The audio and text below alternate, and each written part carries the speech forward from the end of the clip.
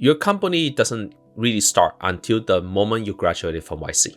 And that's where really the beginning of the company. And judge based on, usually people say, how company got to is like how many years since you graduated from YC. And I think the statistically is about 2 years after you graduate from YC, that's when you doing well. If you are definitely in the top 10%, if you cross $1 million within 2 years of graduating from YC. And for most people, they're like, that sounds really slow. Most people get like to 10 million within the first couple years. Hell no.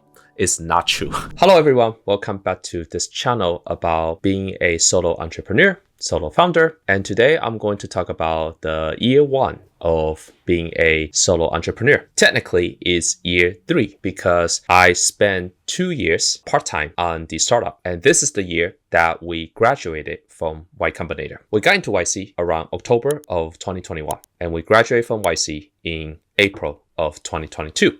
So I'm going to go through some of the lessons I learned in my official quote-unquote year 1 of the startup. By the time we graduated from YC, we have about 65K ARR. That's how bad it is. And at this point, I have been working on the startup for about more than 2 years. Some of it part-time, however. I'll talk about some of just like the snapshots, the memories that stuck with me. One of them is I was in the Y Combinator batch and I went to a conference. And this person, they were using competitor X and they were explaining to me how competitor Y, which is a separate company, how bad that company was. But they never talked anything good or bad about our company. Like literally just like us, if I'm competitor Z in this case, right? They never talk about our product and they never talk about what we are and so on. And it's almost like I'm a therapist for this person to complain about a product that they are not using. And I'm like here, hey, yo, I have a product too. And then after they explain that they just walk away, which is crazy. And I went back and I thought about that like snapshot a lot, which is like, if you wonder what rejection looks like, that was the rejection I had in my mind, which is they were trying to complain to me how they did not choose someone else. And in my head, I'm like, yes, these are exactly the problems that we solve. And they were never really paying attention. It's almost like you're trying to date someone and all they're complaining about their ex is like, yo, I'm here too. That's how I feel. So that customer walking away, they complain about someone else and then they just literally walk away without asking anything about my company. Fast forward, they actually became a customer. But like that was 2 years later. So that is the first memory I had.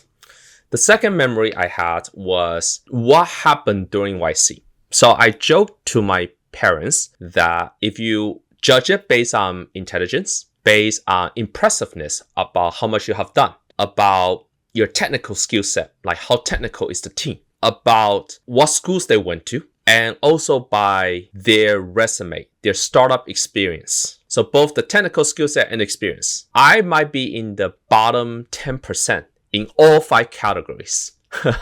So that's what I said to my parents. Like it was very obvious that as soon as I joined the batches, they're like, holy cow, these people are one of a kind. I know someone that like created a robotics thing when they were 16. I met folks that like graduated from MIT in 3 years. I have seen people that quit MIT. I have seen that people who are like 3rd-time founders. I have seen people that like sold their company already and this is their second gig. So I'm like, oh, interesting. This is what it's like to be part of this peer group. And like, I felt the least competent person, probably the dumbest person in the whole room, which is fine. Like, that's my experience of YC, and I appreciated that experience.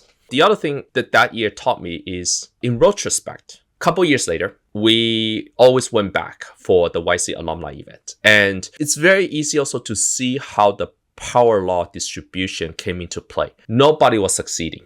Very, very few were 2 years after graduating from YC have more than $1 million in ARR. We did, but there are a couple of, companies that were doing like, 5-10 million, but they were like very, very few. So we call 2022 winter batch kind of like the bad vintage year as an analogy to like wine vintage years. So that's the year that not many great companies will produce yet. That's the year in which, because they hit all the recession, the high interest rate environment later on, the people were struggling. And that's also the year that they accept a lot of folks. So I guess I count myself actually lucky that I'm one of that batch. Then the story that I told myself is, if you put all these smart people in the same room, and yet the probability of succeeding is virtually 1 to 5%.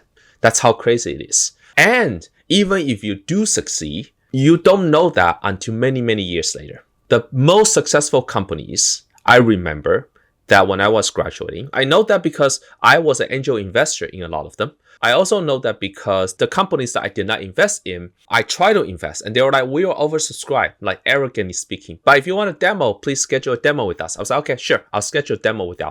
And like now it's 2026. I looked at some of these people's LinkedIn. They have moved on and take a full-time job in a regular big company, and they were no longer a founder. It's cool that because the success is so precipitous, about in 2 or 3 years, you really see how things pan out. And so I keep playing this movie in my head that success on the demo day does not mean success in the future.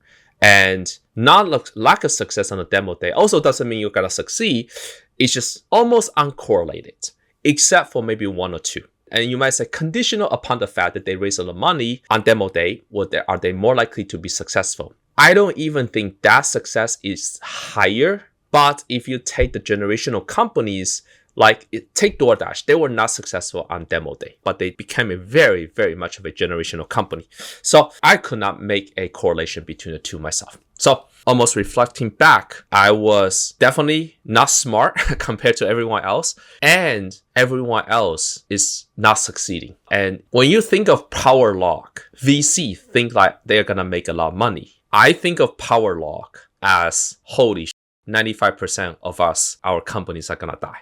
So that has made a real imprint in my mind. Now, talking of raising money, the third thing that stood out to me is it is incredibly hard to raise money because of the recession that happened right when we graduated. At the end, we raised a total of $4.5 million after we graduated from YC. That include the money we raised pre-YC, because getting into YC in the frothy late 2021, we actually raised a little bit more money than how much we raised after YC. We never gave a board seat. We never have a large venture capital fund that lead the ramp. It's all angel investors. And at the time, because we were not growing that fast, well, we were growing pretty fast, but it's very obvious that this is a niche product and not like trying to take over the world kind of thing. And there's no AI mentioned at the time. So other people just raised a lot more money. And most of the feedback I got were that this is not big enough of a market, which I spent most of 2022 agonizing over that, like, why are we not venture capital bound? And that is something I will talk about a lot in the future episodes. Fourth topic is we put ourselves on the map by going to a couple conferences. And we have some very good sales-driven hires that were able to carry the good sales artifacts, like a banner with the light on. And we just got lucky to be able to host one of the after parties for one of the biggest conferences that had the most number of attendees that year. And we basically put ourselves on the map. Everyone started hearing about us that year. And this is at the heels of just graduating from YC. So we're like big shot. But at the same time, we were burning money like crazy. And we continued to hire throughout the year. And initially, it felt euphoria. It felt like this is what I'm supposed to do. It felt like I know exactly what's the roadmap that we're going to work on. It also felt like if everything works out, this is going to be fine, that everything compensates and evens itself out, like the revenue will catch up. But I never really appreciate the consequence. What if the revenue did not catch up? Now, out of that burning money, you might expect that how revenue will be like going crazy, on the first year. But let me tell you that ARR is really, really hard to get initially. This is why ARR companies are more valuable than companies like consulting firms or agencies, because once they start paying, they will keep paying indefinitely unless they cancel. So it's not like we end the year with like more than $1 million ARR. Like that will take another year to get there. And because I also did a lot of angel investings, all the companies that you feel like, oh my God, they're taking over the world on LinkedIn, because I'm an angel investor, I know their ARR. And I can tell you honestly that very impressive companies have lower ARR than you expected. Very much so. The ones that have a high ARR, kudos to them. They are doing it right. They are very steadfast. They're very grinding.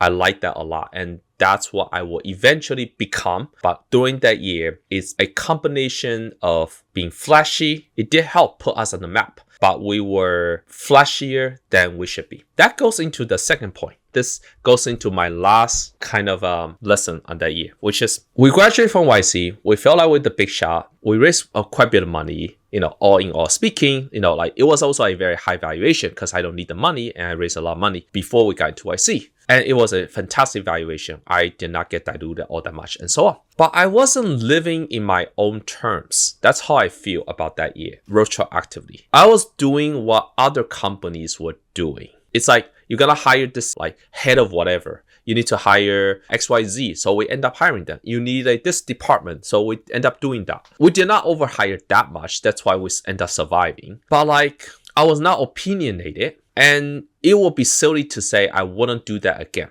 I think I will still do it in the absence of knowing what I know now. More so to explore what it's like to, hire these people, what it's like to have a plan and so on. But if I were to do it all over again, I would not have hired that many people.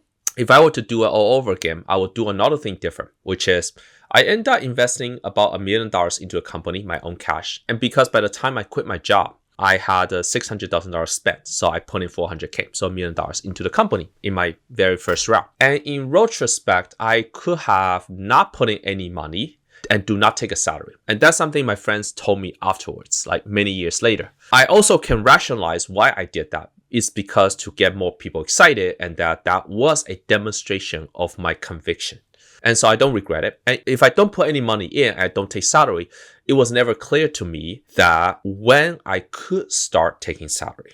And I will always feel bad about taking a lot of salary. And eventually, I need to get my draw of salary from somewhere, right? I do feel that I could not have the same standard of living as I did when I had a full-time job, a very high-paying job. So I will say to the founders, which my previous director of engineering actually even told me that, like, Perry, you are a little bit over-invested in your company. And to that, I said, you are probably right. But in the scheme of all the mistakes I made, that is not one of the biggest mistakes. It's fine. Now, what I lost is that if I end up paying myself quite a bit in the future, then what I lost is simply the more money going into taxation, right? But that is more loss for me personally, as opposed to loss on behalf of the company. So on the behalf of the company definitely prefer that I put money in.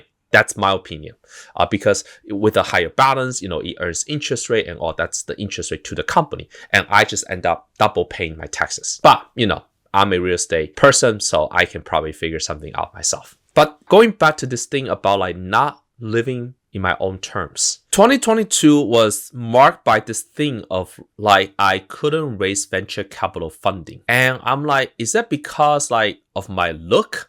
Is it because of my accent? Is it because I'm like, I don't have connections? Is it because I'm not in San Francisco? Is it because I don't pump up our, future vision? I don't know. I think all of that is true. And so I just had to get back to work. The last thing about 2022 is there's a huge disconnect between what looks useful and what is actually useful. What looks useful is like hiring people, flashy. We also had a conference later that year in which like we threw a party. We didn't spend that much money, but it's just like a lot of young people. We invite everyone to the conference. It was fun. It put us on the map, and there are a lot of advantages to it. But the downside of that is like what is actually useful is making the product work, and that takes a long time. Now that I'm like reflecting back on it, if I didn't do that, you could argue the employees may have quit a lot sooner because they did not enjoy kind of the flashy side. So there is some truth to be said that they let them enjoy the flashy side a bit before the following year we got into a huge like grinding mode, like working super hard mode. And then the next like 2 or 3 years, it's just like I became more of myself, which is this is my company and I make the decisions. And then not my investors, not what VC companies are supposed to do, and not what is the typical path. It's like I start thinking more from first principles. On that first principle thing is, initially I liken kind of the startup world to be like a maze. You go into the maze not knowing the whole map. So you traverse, you go down some local maximum. It takes a lot of kind of a self-reflection, I would say a level of intelligence and self-honesty to know where you are in the maze. And based on what you know, you keep updating your mental model about how you want to run the business. And I think that is something I will give myself credit for, that I did update. I know we're burning money. I know this is not sustainable, and I keep updating. At what point do I pull back? But then all the people say, VC companies are supposed to do that, so I don't know which one is true. At some point, I made a decision that this is the way to go. No more VC crap. One person did say to me this, that your company doesn't really start until the moment you graduated from YC. And that's where really the beginning of the company. And judge based on, usually people say, how company got to is like how many years since you graduated from YC. And I think the statistically is about 2 years after you graduate from YC, that's when you doing well. If you are definitely in the top 10%, if you cross $1 million within 2 years of graduating from YC. And for most people, they're like, that sounds really slow. Most people get like to 10 million within the first couple years. Hell no. It's not true. This is like not even close to truth. When I went back to these alumni events, holy cow, most companies are either pivoting in a pivot hell. Most companies are just not succeeding. Most people end up being a consultant somewhere else. And they're wicked smart. Just to be clear, they're wicked smart. And when I look at that, I do tell myself how lucky I am. Like, you might think you are struggling, but like every founder is struggling. It's not as rosy. To the ones that became the Stripe and the DoorDash of the world, congratulations. Like, don't take it for granted. And even if you raise a ton of money, I no longer believe that means you will be successful. I just don't. Because there's too many examples I have seen that raise a ton of money and they did not become successful. And, you might say for the folks that are successful, are they lucky or are they really, really good? And even to that, I say, to the ones that are very successful, I think it will be 80% luck and 20% effort, including on my case. So the other analogy I'll give is the way I imagine our company is I have pretty good experience going into the startup. Now that like many years later, we are successful, but we were not the most successful and we were also lucky, including myself. We almost assume that you're gonna work really, really hard and we're gonna assume that in spite of all of that, luck still plays a big role. That being said, if you never give up and luck is just an independent variable that exists at all times, eventually you're gonna get lucky one of those times. So every time stamp, every day is almost like an independent variable. And then if you make all the right decisions or you make as many right decisions as possible and you're traveling the maze and you're updating your mental maze and you're looking for opportunities and you don't give up, eventually something does hit like a queen. And based on the betting that they check, that obviously you're going to check. If they go all in, you hit the queen and you still will fold. So that is a pretty good analogy for our startup. All right, thanks again for watching. This is year 1 of the YC startup as a solo founder. This is almost like an autobiography so that I can look back on these and feel how I did. Thanks for watching and have a great day. Bye-bye.